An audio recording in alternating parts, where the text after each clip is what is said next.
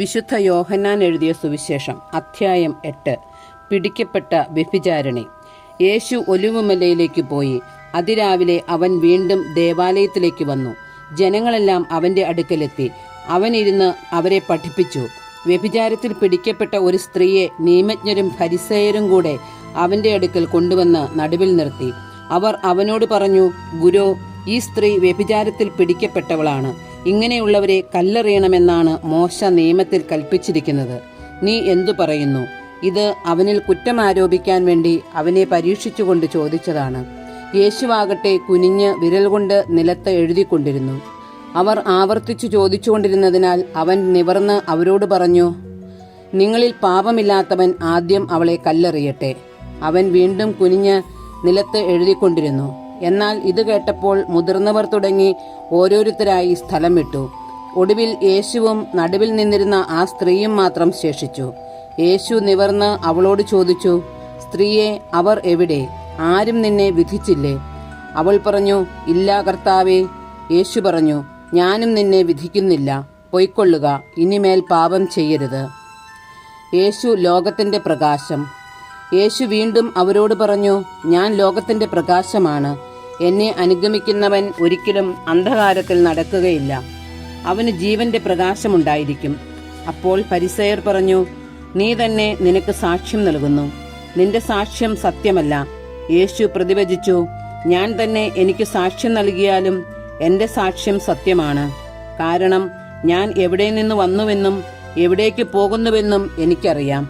എന്നാൽ ഞാൻ എവിടെ നിന്ന് വരുന്നുവെന്നോ എവിടേക്ക് പോകുന്നുവെന്നോ നിങ്ങൾ അറിയുന്നില്ല. നിങ്ങളുടെ വിധി മാനുഷികമാണ്. ഞാൻ ആരെയും വിധിക്കുന്നില്ല. ഞാൻ വിധിക്കുന്നെങ്കിൽ തന്നെ എൻ്റെ വിധി സത്യമാണ്. കാരണം ഞാൻ തനിച്ചല്ല, എന്നെ അയച്ച പിതാവും എന്നോട് കൂടെയുണ്ട്. രണ്ടുപേരുടെ സാക്ഷ്യം സത്യമാണെന്ന് നിങ്ങളുടെ നിയമത്തിൽ തന്നെ എഴുതിയിട്ടുണ്ടല്ലോ. എന്നെക്കുറിച്ച് ഞാൻ തന്നെ സാക്ഷ്യം നൽകുന്നു. എന്നെ അയച്ച പിതാവും എന്നെക്കുറിച്ച് സാക്ഷ്യം നൽകുന്നു. അപ്പോൾ അവർ ചോദിച്ചു, നിന്റെ പിതാവ് എവിടെയാണ്? യേശു പറഞ്ഞു, നിങ്ങൾ എന്നെയാകട്ടെ എൻ്റെ പിതാവിനെ ആകട്ടെ അറിയുന്നില്ല. എന്നെ അറിഞ്ഞിരുന്നുവെങ്കിൽ എൻ്റെ പിതാവിനെയും അറിയുമായിരുന്നു. ദേവാലയത്തിൽ ഭണ്ഡാരസ്ഥലത്ത് പഠിപ്പിച്ചുകൊണ്ടിരുന്നപ്പോഴാണ് അവൻ ഇതെല്ലാം പറഞ്ഞത്. എന്നാൽ ആരും അവനെ പിടിച്ചില്ല. കാരണം അവൻ്റെ സമയം ഇനിയും വന്നു ചേർന്നിട്ടില്ലായിരുന്നു. യഹൂദർക്ക് മുന്നറിയിപ്പ്. യേശു വീണ്ടും അവരോട് പറഞ്ഞു, ഞാൻ പോകുന്നു. നിങ്ങൾ എന്നെ അന്വേഷിക്കും. എന്നാൽ നിങ്ങളുടെ പാപത്തിൽ നിങ്ങൾ മരിക്കും. ഞാൻ പോകുന്നിടത്തേക്ക് വരാൻ നിങ്ങൾക്ക് കഴിയുകയില്ല. അപ്പോൾ യഹൂദർ പറഞ്ഞു, ഞാൻ പോകുന്നിടത്തേക്ക് വരാൻ നിങ്ങൾക്ക് കഴിയുകയില്ല എന്ന് അവൻ പറയുന്നല്ലോ. അവൻ ആത്മഹത്യ ചെയ്തേക്കുമോ? അവൻ പറഞ്ഞു, നിങ്ങൾ താഴെ നിന്നുള്ളവരാണ്, ഞാൻ മുകളിൽ നിന്നുള്ളവനും. നിങ്ങൾ ഈ ലോകത്തിൻ്റെതാണ്, ഞാൻ ഈ ലോകത്തിൻ്റെതല്ല. നിങ്ങൾ നിങ്ങളുടെ പാപങ്ങളിൽ മരിക്കും എന്ന് ഞാൻ നിങ്ങളോട് പറഞ്ഞു. എന്തെന്നാൽ ഞാൻ തന്നെ എന്ന് വിശ്വസിക്കുന്നില്ലെങ്കിൽ നിങ്ങൾ നിങ്ങളുടെ പാപങ്ങളിൽ മരിക്കും. അപ്പോൾ അവർ ചോദിച്ചു, നീ ആരാണ്? യേശു പറഞ്ഞു, ആരംഭം മുതലേ ഞാൻ നിങ്ങളോട് പറഞ്ഞിരുന്നത് തന്നെ. എനിക്ക് നിങ്ങളെക്കുറിച്ച് പലതും പറയാനും വിധിക്കാനുമുണ്ട്. എന്നെ അയച്ചവൻ സത്യവാനാണ്. അവിടുത്തെ അധരത്തിൽ നിന്ന് കേട്ടത് ഞാൻ ലോകത്തോട് പറയുന്നു. പിതാവിനെക്കുറിച്ചാണ് അവൻ തങ്ങളോട് സംസാരിച്ചതെന്ന് അവർ മനസ്സിലാക്കിയില്ല. അതുകൊണ്ട് യേശു പറഞ്ഞു, നിങ്ങൾ മനുഷ്യപുത്രനെ ഉയർത്തിക്കഴിയുമ്പോൾ ഞാൻ തന്നെയെന്നും ഞാൻ സ്വമേധയാ ഒന്നും പ്രവർത്തിക്കുന്നില്ല. പ്രത്യുത എൻ്റെ പിതാവ് എന്നെ പഠിപ്പിച്ചതുപോലെ ഇക്കാര്യങ്ങൾ ഞാൻ സംസാരിക്കുന്നുവെന്നും നിങ്ങൾ മനസ്സിലാക്കും. എന്നെ അയച്ചവൻ എന്നോട് കൂടെയുണ്ട്. അവിടുന്ന് എന്നെ തനിയെ വിട്ടിരിക്കുകയല്ല.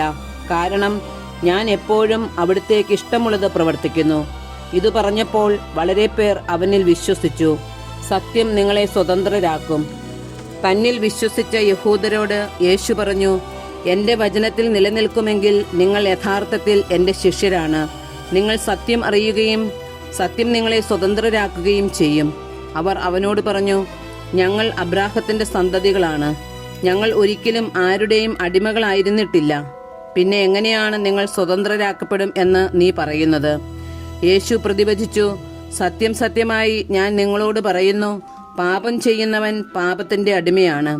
അടിമ എക്കാലവും ഭവനത്തിൽ വസിക്കുന്നില്ല, പുത്രനാകട്ടെ എക്കാലവും വസിക്കുന്നു. അതുകൊണ്ട് പുത്രൻ നിങ്ങളെ സ്വതന്ത്രരാക്കിയാൽ നിങ്ങൾ യഥാർത്ഥത്തിൽ സ്വതന്ത്രരാകും. നിങ്ങൾ അബ്രാഹത്തിന്റെ സന്തതികളാണെന്ന് എനിക്കറിയാം. എന്നിട്ടും നിങ്ങൾ എന്നെ കൊല്ലാൻ ആലോചിക്കുന്നു. കാരണം എൻ്റെ വചനം നിങ്ങളിൽ വസിക്കുന്നില്ല. എൻ്റെ പിതാവിൻ്റെ സന്നിധിയിൽ കണ്ടവയെപ്പറ്റി ഞാൻ സംസാരിക്കുന്നു. നിങ്ങളുടെ പിതാവിൽ നിന്ന് കേട്ടത് നിങ്ങൾ പ്രവർത്തിക്കുന്നു. പിശാച് നിങ്ങളുടെ പിതാവ്. അവർ പറഞ്ഞു, അബ്രാഹമാണ് ഞങ്ങളുടെ പിതാവ്. യേശു അവരോട് പറഞ്ഞു, നിങ്ങൾ അബ്രാഹത്തിന്റെ മക്കളാണെങ്കിൽ അബ്രാഹത്തിന്റെ പ്രവർത്തികൾ ചെയ്യുമായിരുന്നു. എന്നാൽ ദൈവത്തിൽ നിന്ന് കേട്ട സത്യം നിങ്ങളോട് പറഞ്ഞ എന്നെ കൊല്ലാൻ നിങ്ങൾ ആലോചിക്കുന്നു. അബ്രാഹം ഇങ്ങനെ ചെയ്തിട്ടില്ല. നിങ്ങൾ നിങ്ങളുടെ പിതാവിന്റെ പ്രവൃത്തികൾ ചെയ്യുന്നു. അപ്പോൾ അവർ പറഞ്ഞു, ഞങ്ങൾ ജാരസന്തതികളല്ല, ഞങ്ങൾക്ക് പിതാവ് ഒന്നേ ഉള്ളൂ, ദൈവം. യേശു അവരോട് പറഞ്ഞു, ദൈവമാണ് നിങ്ങളുടെ പിതാവെങ്കിൽ നിങ്ങൾ എന്നെ സ്നേഹിക്കുമായിരുന്നു. കാരണം ഞാൻ ദൈവത്തിൽ നിന്നാണ് വന്നിരിക്കുന്നത്. ഞാൻ സ്വമേധയാ വന്നതല്ല, അവിടുന്ന് എന്നെ അയച്ചതാണ്. ഞാൻ പറയുന്നത് എന്തുകൊണ്ട് നിങ്ങൾ ഗ്രഹിക്കുന്നില്ല? എൻ്റെ വചനം ശ്രവിക്കാൻ നിങ്ങൾക്ക് കഴിവില്ലാത്തതുകൊണ്ട് തന്നെ. നിങ്ങൾ നിങ്ങളുടെ പിതാവായ പിശാചിൽ നിന്ന് ഉള്ളവരാണ്. നിങ്ങളുടെ പിതാവിൻ്റെ ഇഷ്ടമനുസരിച്ച് പ്രവർത്തിക്കാൻ നിങ്ങൾ ആഗ്രഹിക്കുന്നു. അവനാകട്ടെ ആദ്യം മുതൽ കൊലപാതകിയാണ്. അവൻ ഒരിക്കലും സത്യത്തിൽ നിലനിന്നിട്ടില്ല.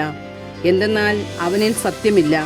കള്ളം പറയുമ്പോൾ സ്വന്തം സ്വഭാവമനുസരിച്ച് തന്നെയാണ് അവൻ സംസാരിക്കുന്നത്. കാരണം അവൻ നുണയനും നുണയുടെ പിതാവുമാണ്. ഞാൻ സത്യം പറയുന്നത് കൊണ്ട് നിങ്ങൾ എന്നെ വിശ്വസിക്കുന്നില്ല. നിങ്ങളിൽ ആർക്ക് എന്നിൽ പാപം തെളിയിക്കാൻ കഴിയും?